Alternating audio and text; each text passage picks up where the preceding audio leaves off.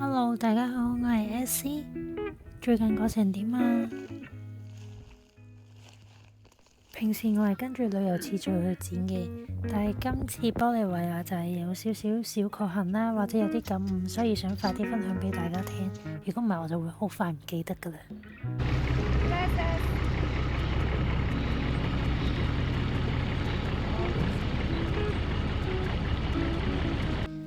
今次選擇咗喺秘魯 book 咗一個 shuttle bus 穿越呢一個玻利維亞，而呢一趟巴士係需要坐差唔多成一整日嘅，需要過夜，所以我都揀咗一個都相當之唔錯可以挨後嘅巴士。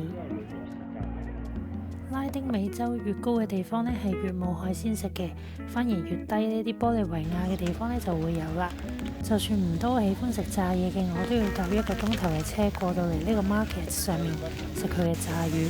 不過好彩係纜車。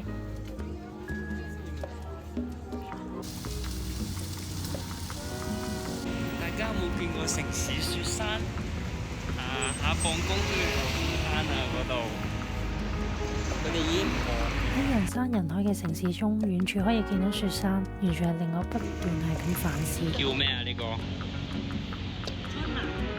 即係有時活着嗰個意義有幾大呢？就係睇下你點樣去睇呢個世界。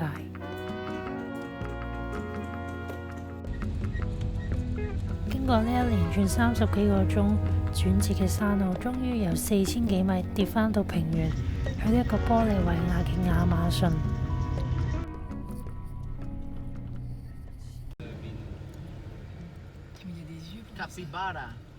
如果揀去玻利維亞亞馬遜嘅朋友要好好注意啦，因為係由4000幾米跌到去濕熱嘅地方，身體上面一定要好好 take care， 如果唔係呢，就會好似我咁病咗噶啦。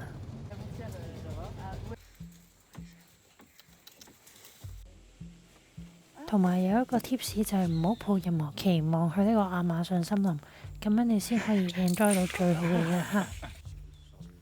例如喺伙食上面，我完全係估唔到，竟然係可以喺呢7個月入邊係最好嘅一餐。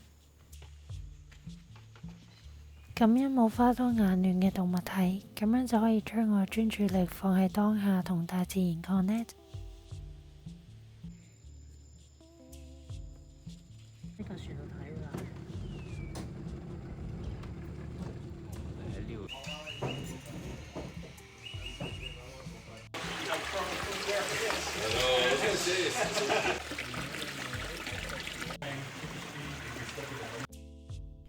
原來食人魚係唔會食人㗎，導遊將佢隻手放咗落水，揈嚟揈去都冇事啊！佢話呢個係傳說嚟㗎。it flies! Oh my god! This little bad boy is.